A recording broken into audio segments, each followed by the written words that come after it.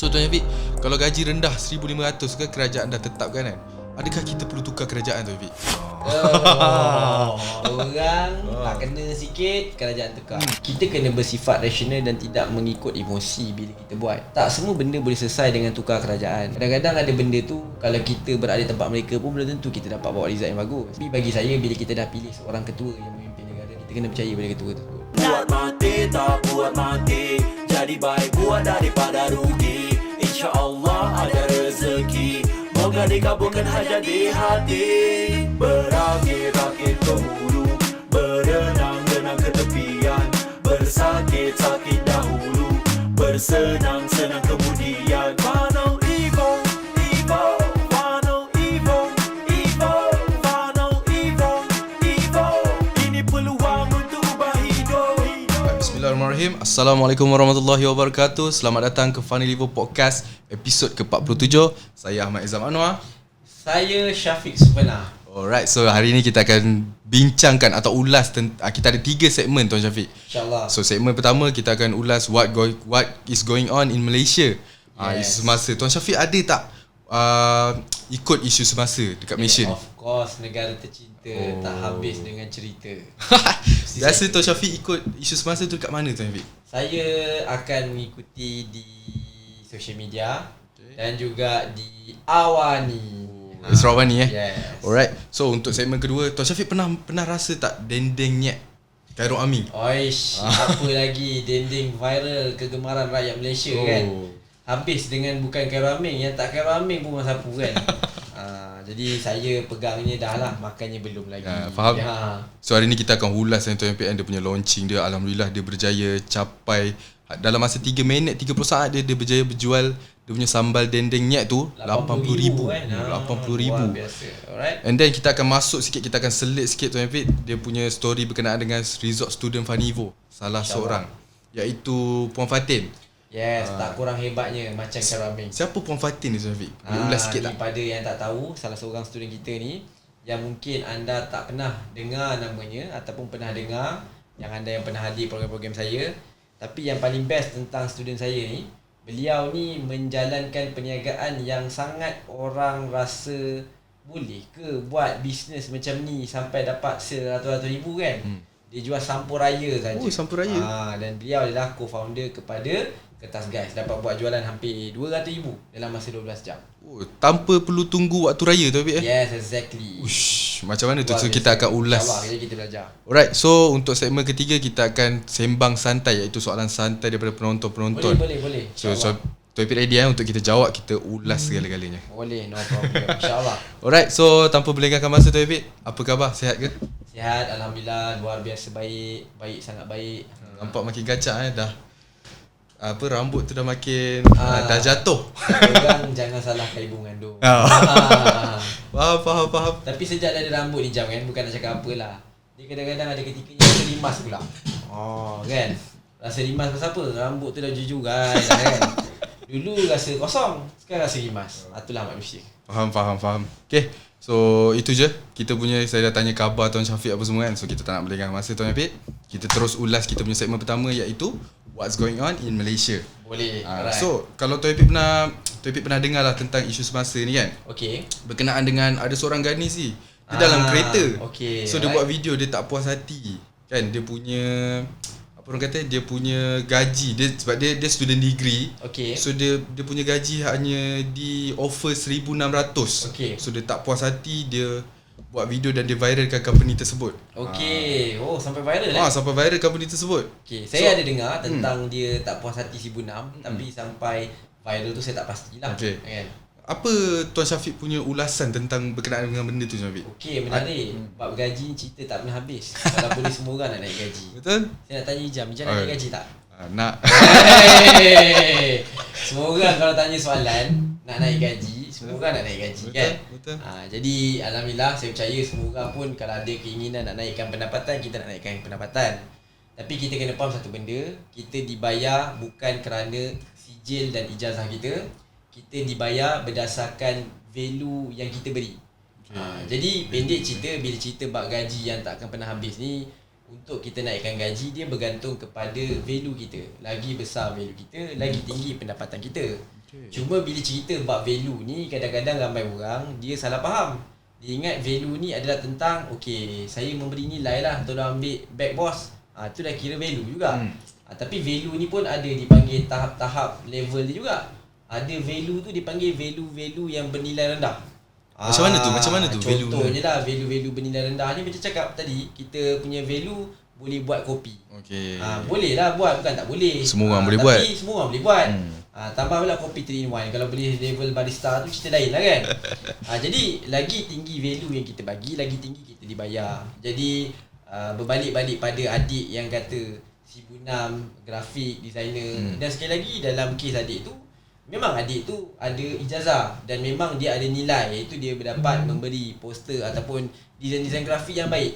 Tetapi dalam bisnes ataupun dalam keadaan ekonomi sekarang ni, orang lebih sanggup untuk membayar tinggi kepada pekerjaan-pekerjaan yang memberi value yang tinggi. Contohnya value-value yang berkaitan tentang membawa jualan masuk, ataupun mungkin kalau kita berada dalam industri ataupun bidang yang mana bidang tersebut adalah bidang yang memerlukan kepakaran yang tinggi.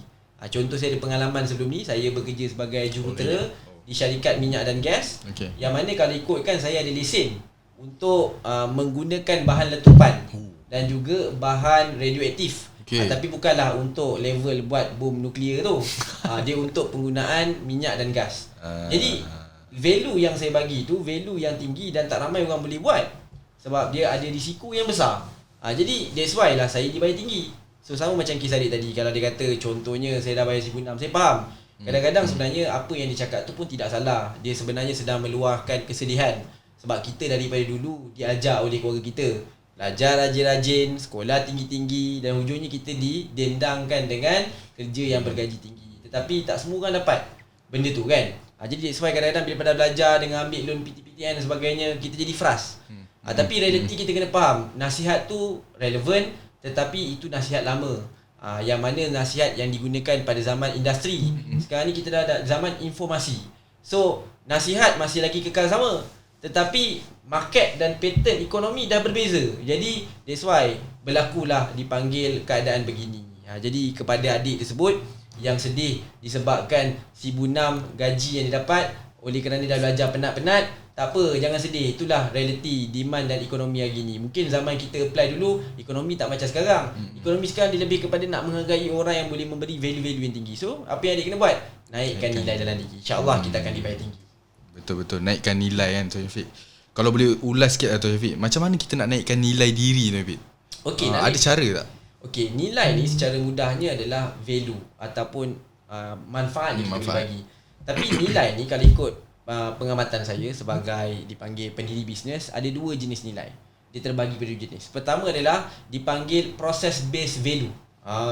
Yang kedua adalah result based value. Maksudnya macam ni, ada orang dia mempunyai nilai yang cukup untuk melengkapkan proses kerja. Contoh, kalau kita tengok dalam konteks adik tadi tu, dia adalah, kalau dia menguasai kemahiran sekadar grafik designer, dia adalah skill set yang dipanggil process based value. Maksudnya apa yang dia buat tu, dia bukan tak bagi nilai, dia bagi nilai, tapi dia cukup melengkapkan dalam salah satu proses dalam bisnes, iaitu siaplah grafik poster tersebut. Tetapi dipanggil nilai yang berbentuk dipanggil result based ni adalah, contohnya dia dapat menyelesaikan masalah bos dia dari segi sudut dapat menaikkan lagi branding dengan grafik design dia boleh buat. Jadi dia memberi result dan dia masih lagi memberi nilai macam yang tadi. Cuma yang itu berbentuk proses.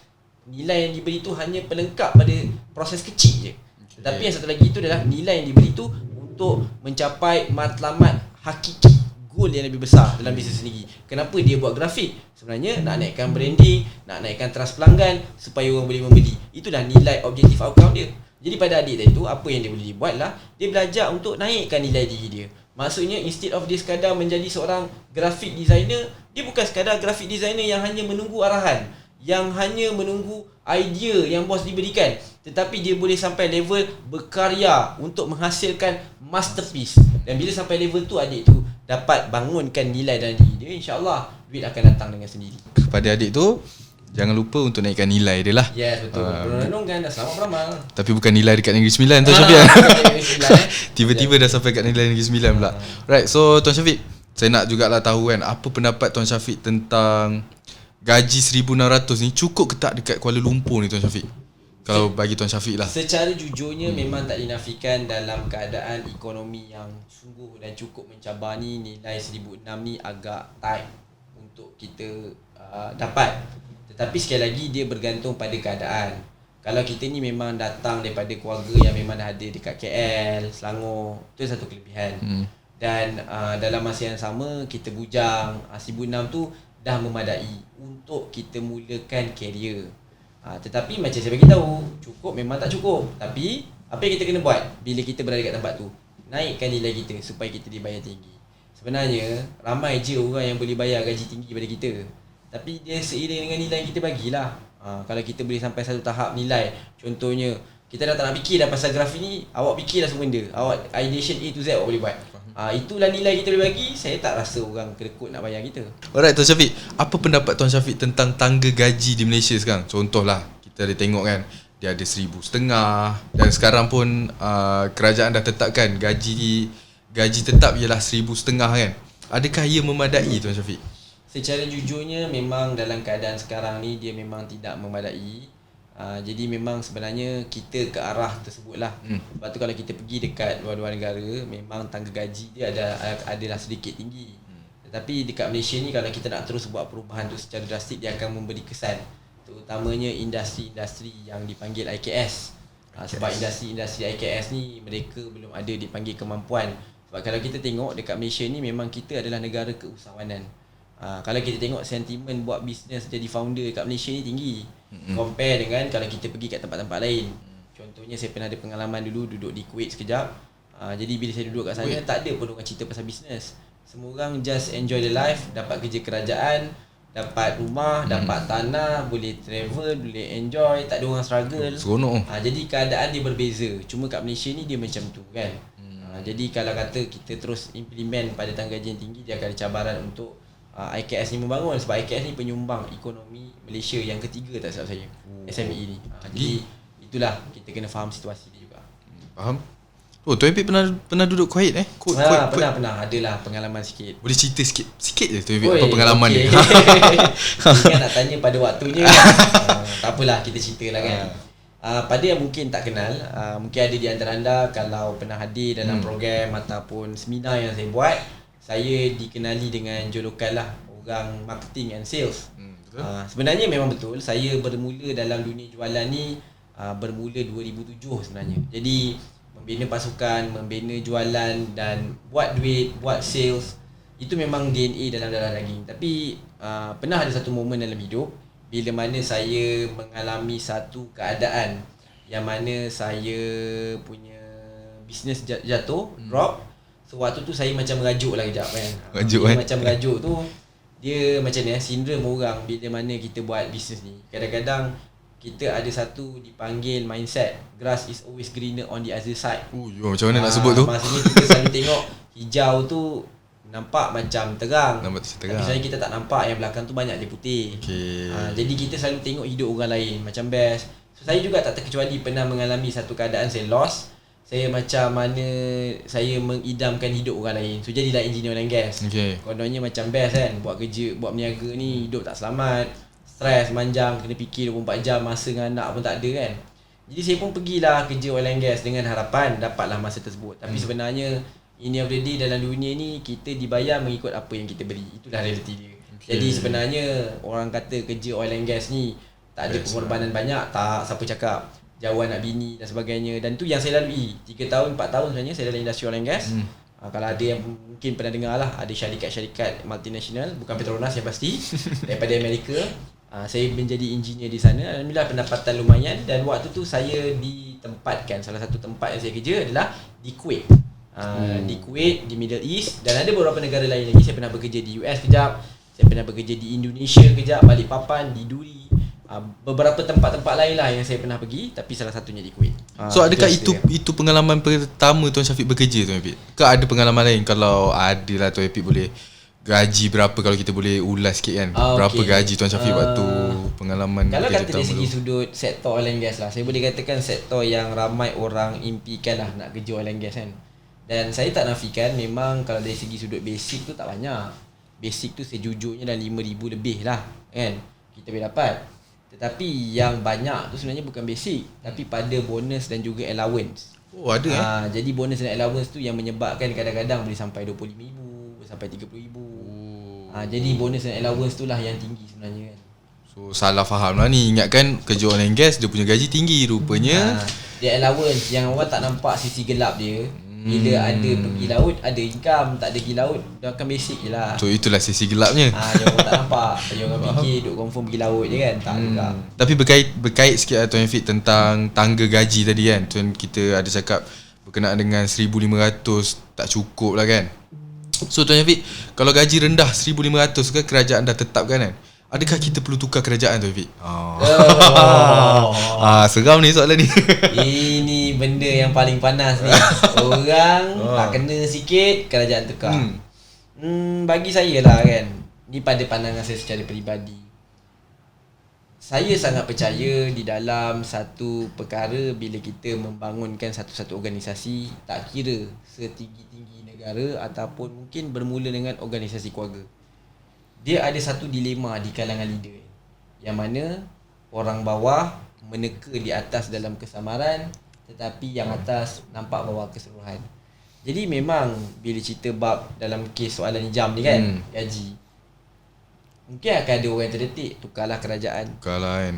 Cuma kadang-kadang kita kena bersifat rasional dan tidak mengikut emosi bila kita buat. Tak semua benda boleh selesai dengan tukar kerajaan. Kadang-kadang ada benda tu, kalau kita berada di tempat mereka pun belum tentu kita dapat bawa result yang bagus. Tapi saya tidaklah mengatakan mereka ni perfect dan malaikat. Mungkin ada benda-benda belakang yang kita pun tak tahu. Tapi bagi saya, bila kita dah pilih seorang ketua yang memimpin negara, kita kena percaya pada ketua tersebut. Itu je lah kan. Itu pun Nabi pesan. Okay? Jadi kita percaya pada keputusan dia. Dia lebih tahu apa yang terbaik kan. Bab dia kata menukar kerajaan ni, saya rasanya Malaysia ni berapa kali tukar lah, Betul. kan? Macam tu Betul. juga Macam kan. tu juga. So kita kekal lah dengan apa yang ada. Dan daripada kita fokus pada politik, baik kita fokus pada diri kita lah. Itulah. Okay. Untuk segmen pertama sangat bermanfaat daripada Tuan Syafiq sendiri. So kita rehat sebentar boleh Tuan Syafiq? Kita minum jap dengan tumbler buat saja. Buat saja.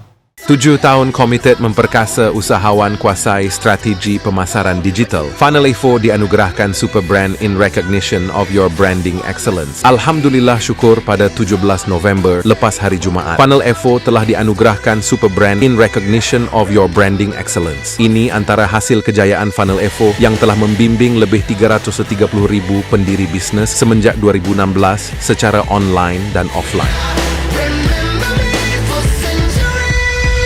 Terima kasih kepada Super Brand. Alhamdulillah Funnel Evo telah tertubuh lebih daripada 7 tahun dan membantu lebih daripada 330,000 usahawan. Dan kami tidak berhenti di situ. Kami membangunkan juga aplikasi Kuasa.io, merupakan salah satu daripada aplikasi CRM yang sudah pun berada di pasaran global. Tak lama lagi kami akan menjadi TVET pertama yang menyediakan kursus digital marketing SKM untuk Malaysia. Anugerah ini adalah bukti kami di Funnel Evo komited bantu dan bimbing usahawan untuk capai ke tahap yang lebih tinggi. Terima kasih untuk tim di Funnel Evo yang telah bersama-sama berjuang serta sokongan anda peminat dan anak didik Funnel Evo. Last but not least, from river to the sea, insyaAllah Palestine will be free.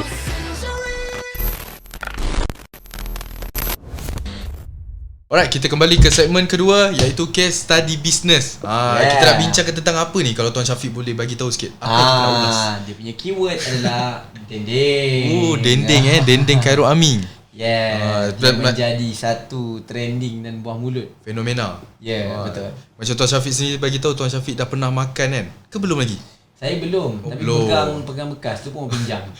Tadi Pegang bekas pun bersyukur tu saya tak pernah pegang lagi Tuan Syafiq. Tak pernah pegang pun. Bau Bau kesian nama ni. Okay, so kita ulas sikit Tuan Syafiq, macam mana launching Khairul Amin ni. Tuan Syafiq boleh tak bagi tahu sikit apa dia punya cara-cara atau macam mana Khairul Amin buat dia punya launching tu sampai dia berjaya capai jual dia punya dendeng niat ni 3 minit je dah sold out Tuan Syafiq. Okey, topik yang panas ni. Menjadi pujaan ramai rakyat Malaysia. Walaupun dah lama kan, tapi dia masih lagi dibual-bual kan. Yes. Sebenarnya apa yang berlaku pada Khairul Aming ni memang sesuatu yang luar biasa. Dalam tempoh 3 minit saja boleh dapat jualan yang sebegitu rupa kan. Tetapi apa yang kita boleh nampak dan belajar adalah dari segi sudut kejayaan tu, kenapa dia berjaya kan. Jadi memang akan ada banyak golongan lah. Ada yang iri hati, dengki, ada yang suka. Dan saya secara peribadinya tumpang berbangga dengan pencapaian beliau. Tapi apa yang beliau buat ni, kita tak cukup dengan bangga. Kita kena belajar apa dipanggil iktibar dia. Betul. Bila kita buat bisnes terutamanya. Jadi kalau tengok apa yang Khairul Aming buat, memang beliau melakukan launching. Yang mana launching yang beliau buat ni dalam tempoh 3 minit je dah dapat. Tapi kita kena faham, kunci kita nak buat launching yang berkesan macam Khairul Aming ni, dia perlukan masa. Sebab dia dah ada follower brand yang memang tegar ikut dia. Jadi apa yang dibina semuanya akan dibeli. Sebabkan branding di mata follower dia. Itulah secara ringkasnya. Sebab yang ni pun bukan dia punya produk pertama dia. Kalau dulu pun, kalau Tuan Syafiq pernah dengar produk apa, Sambal King. Okay. Sambal King tu pun kan, dia pun pernah buat Sambal King tu tapi tak menjadi kan. Betul. So disebabkan dia sabar dan dia bertahan lama dekat dia punya production ni, dekat market, so dia berjaya keluarkan sambal, tak silap saya, dendeng nyat ni. Dendeng nyat ni produk dia yang ketiga kalau tak silap saya, betul? Saya tak pasti, tapi yang boleh dikatakan kedua dari segi sudut viral lah. Nyat yang pertama dan yang pertama. Okey. Kita terus masuk ke segmen story Resort Story Funivo. Student. Boleh. Kalau Tuan Syafiq boleh cerita yang menarik juga ni. Kalau Tuan Syafiq boleh ulas sikit tentang siapa Puan Fatin Alia ni, Tuan Syafiq. Saya rasa dah sebut namanya daripada tadi. Daripada awal tadi kita dah dan sebut. saya boleh dikatakan antara case study yang saya salute lah pada usahawan cekal ni, Puan Fatin Alia yang merupakan co-founder kepada Kertas Guys. Apa yang paling best, kenapa berkaitan dengan Khairul Aming ni, tanya sebab mereka ni sebenarnya menggunakan strategi yang sama, iaitu launching teknik. Jadi kedua ni melakukan launching, cuma of course result Khairul Aming besar sebab dia dah berjaya membina brand tersebut lama. Dia dah ada follower, market dia dah besar. Tapi walaupun brand yang saya nak sebut ni, dia mungkin bukanlah jualannya macam Khairul Aming, tapi result dia kira power. Yang mana dapat total RM222,750 RM200,000 dalam masa 12 jam saja. Dan yang paling menarik sekali, bisnes yang beliau buat ni, beliau bukannya jual motor. Satu motor RM4,000. Kalau RM200,000 berapa biji je kena jual. Betul. Yang ini jual sampul raya. Yang Berapa harga RM1, sen-sen tu je. Macam mana paket boleh dapat RM200,000? Ini yang luar biasanya tentang Puan Fatin Alia yang merupakan co-founder kepada Kertas Guys. Apa teknik dia kalau Tuan Syafiq? Yalah, sebab dia adalah salah seorang student yang committed. Dia sangat bekerjasama. Bila Tuan Syafiq suruh buat ni, dia terus buat lah, dia terus apply. So kalau boleh, apa teknik yang dia buat tu, Tuan Syafiq? Basically apa yang dibuat oleh Kertas Guys ni, mereka melakukan strategi yang tak lari daripada apa yang Khairul Aming buat, iaitu mereka melakukan launching strategi. Yang mana mereka ni bila kata launching ni, mereka sebenarnya ada gerak kerja yang tersusun mereka dah buat. Mereka dah seeding. Ni nak faham launching ni, kita tengok Shopee selalu buat. Sebelum dia buat promosi 1122 tu, dia dah mula seeding dulu. Minta orang tunggu nanti-nanti untuk dapatkan tawaran dia buat. Dan dia buka tawaran tu. Itulah konsep yang sama digunakan oleh Kertas Guys dan juga Khairul Aming. So itulah dia punya teknik dia lah kan, untuk dia capai. Tapi yelah, kalau orang kata saya ni orang-orang biasa kan, orang biasa boleh ke capai macam diorang ni kan? Tuan Syafiq rasa macam mana? Ni nak kena orang selalu underestimate kan pada diri sendiri. Boleh, kalau ada ilmu mesti boleh. Puan Fatin Alia ni kalau dipikirkan balik, beliau pun bermula dengan tak tahu. Tapi macam mana beliau buat? Sebab beliau ada ilmu, beliau ada bimbingan. Sebab tu beliau dapat buat apa yang beliau dapat. So kalau ada yang kata kerdil diri boleh ke tak, dia jadi macam tu sebab banyak fikir. Dia kena buat je. Dan mula buat, kita akan berani untuk langkah kedua dan langkah ketiga. Begitulah. Tapi buat je tak ni, buat je apa, dia main buat je tanpa ada ilmu dia tak boleh kan? Ya betul. Sebab tu datang kelas Funivo. Dan akan datang, saya dapat tahu yang Tuan Syafiq akan ada kelas baru. okey. Kalau boleh bagi tahu sikit apa kelas tu Ini yang Syafiq? paling menarik. Saya percaya pada anda yang tonton dipanggil podcast kita, pastinya anda ada yang pernah mengikuti program-program saya buat banyak di dalam program Agent Pro. Okey, yang mana saya banyak membantu usahawan dalam groupkan jualan dengan tim ejen, pasukan ejen. Jadi, apa yang kita akan buat akan datang ni adalah sedikit berbeza. Sebab topik akan datang ni kita akan belajar tentang amazing sales hack. Uish, lama dia, bukan Jadi, main. kenapa amazing sales hack? Sebab kita dapati cabaran terbesar yang dihadapi oleh ramai usahawan, kadang-kadang dia bukan ada masalah dekat ejen. Dia ada masalah dekat sales. Dan bila cerita sales ni, dia bukan merangkumi tentang taktik dan strategi. Kadang-kadang ada orang, dia ada masalah sales sebab staff berhenti pun sales issue juga. Betul tak? Jadi that's why kita nak cerita topik yang lebih besar, itu amazing sales hack. Oh, ni benda baru lah yang Tuan Syafiq akan bawa. Yes. Apa topik dalam tu Syafiq? Okay, basically dalam amazing sales hack ni saya akan ceritakan tentang strategi launching. Okay. Dan macam mana nak buat duit dengan database. Oh. Dan dalam masa yang sama saya akan cerita tentang bila kita buat jualan ni, kita tidak boleh bersifat taktikal ataupun operasi. Kita kena melihat strategi. Maksudnya, kadang-kadang faktor jualan ni bukan tentang faktor strategi jualan. Kadang-kadang boleh jadi faktor team, leadership development, innovative campaign tak ada. Banyak lagi lah saya akan kupas dalam Amazing Sales Hack. Pada anda yang berminat, jangan lupa lah daftar ke Amazing Sales Hack. Sebab bukan ada ke kriteria dia tu untuk join kelas atau tak ada lah. 18 tahun ke atas baru silakan. So janji ada akal, ada waras, okey lah boleh join. Biar ada pemahaman di situ. Itu je, kita rehat. Kita sambung yang seterusnya.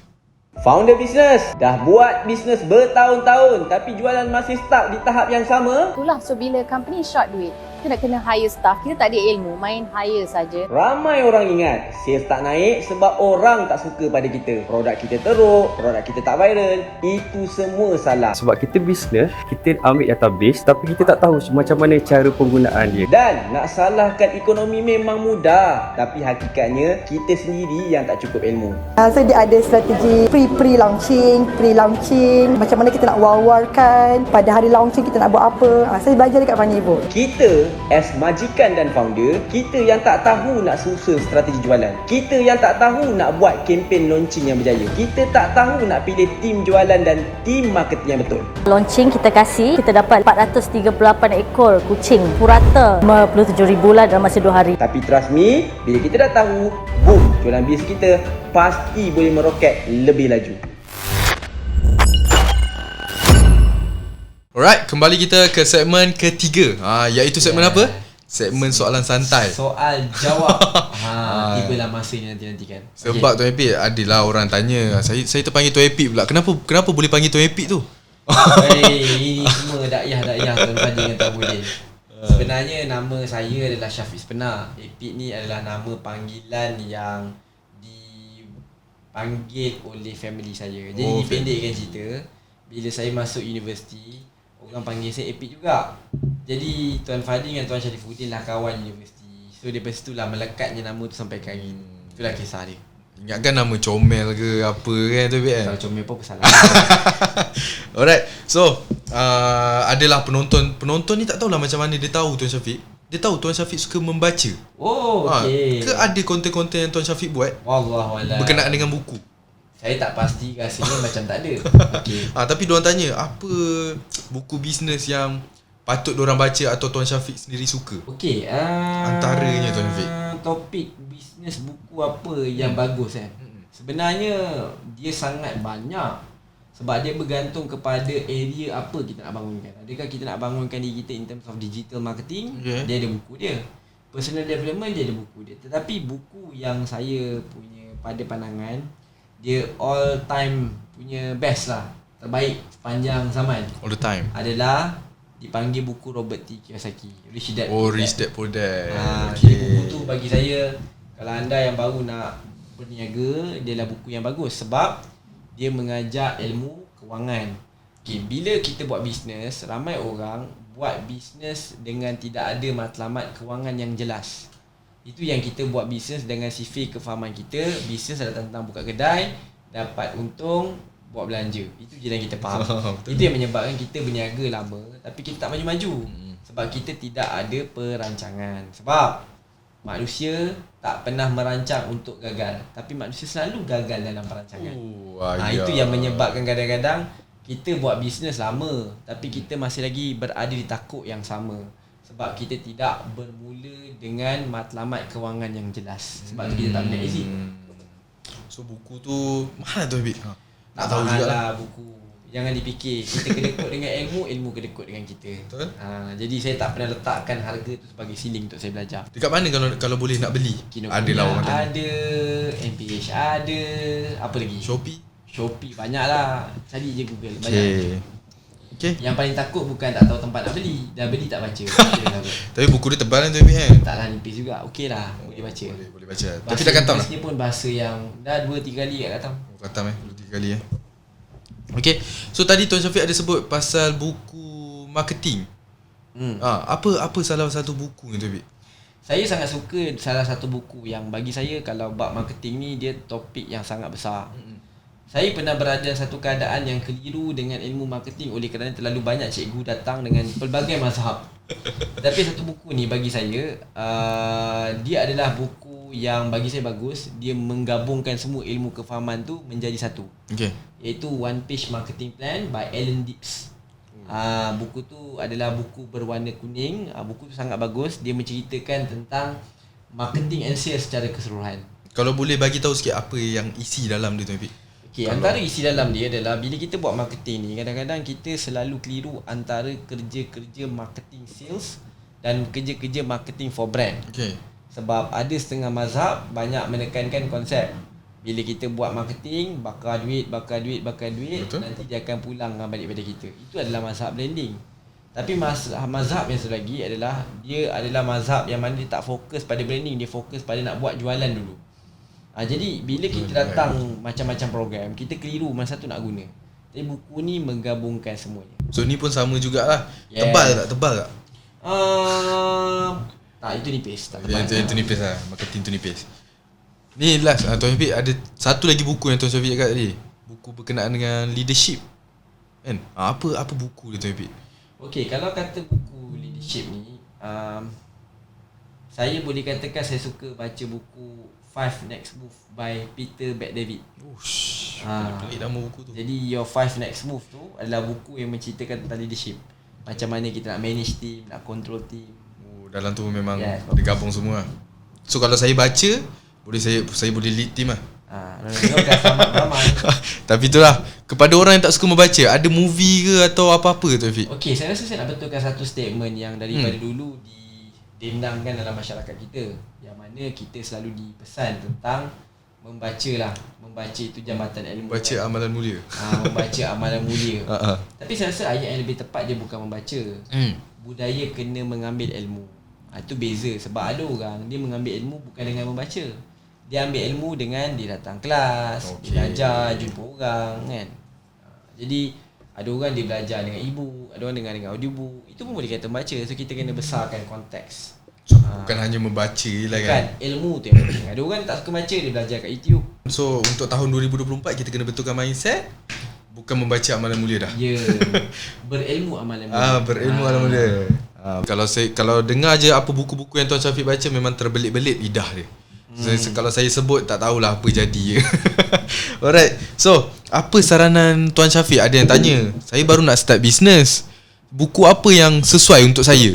Cari satu buku, nama dia adalah Millionaire Mind Intensive by T. Harv Eker.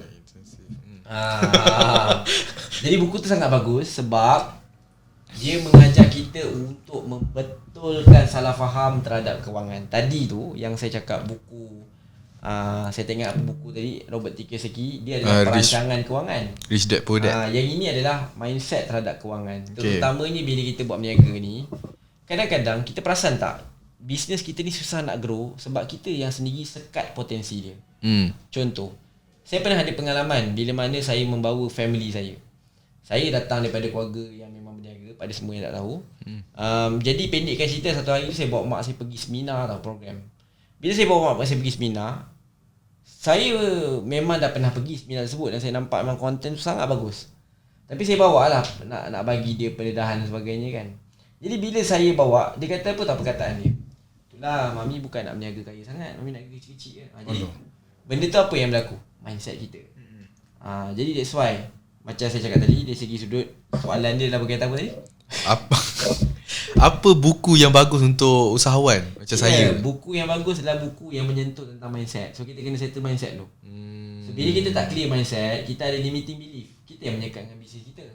Tapi ada juga tu yang usahawan dia baru je up tapi nak fikir duit. Macam mana tu? Dia tak salah nak fikir duit. Dia dalam bisnes ni macam ni lah. Kita belajar ilmu perniagaan ni ikut chapter. Masalah dalam bisnes tak datang ikut chapter. So kita nak cakap kena buat mana dulu pun tak boleh. Semua kena buat serentak. Okay. Itu je lah. Faham? So, tapi yang penting dia ilmu lah. So kalau tak ada ilmu, buat je lah apa-apa, takkan jadi lah. Betul. So itu sahaja daripada Funivo Podcast. Terima kasih Tuan Syafiq. InsyaAllah. Right, so kita jumpa lagi episod akan datang, insyaAllah. So itu sahaja. Assalamualaikum warahmatullahi wabarakatuh. Pagi. Buat mati tak buat mati, jadi baik buat daripada rugi. InsyaAllah ada rezeki, moga dikabulkan hajat di hati.